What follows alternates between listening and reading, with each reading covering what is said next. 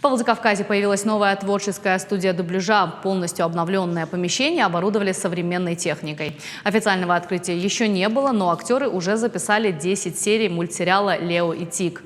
5 лет проект «Родная анимация» радует маленьких телезрителей красочными и любимыми мультиками, в которых герои говорят на родном языке. Среди озвученных «Маша и медведь», «Фиксики», «Три богатыря» и «Шамаханская царица». Дальше актеры планируют дублировать современные приключенческие фильмы. Проект реализуют благодаря общественной организации и Ронфедерации при поддержке Президентского фонда культурных инициатив.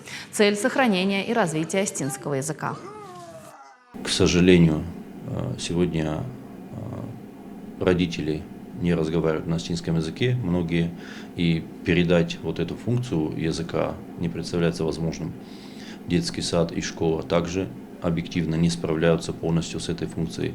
И вот чтобы остинский язык перетек из бытовой сферы в сферу мультимедиа, вот это наша задача. На данный момент мы озвучиваем замечательный детский мультсериал «Тиг и Лео», озвучен на нашем родном осетинском языке. Я считаю, что это большое богатство для наших детей.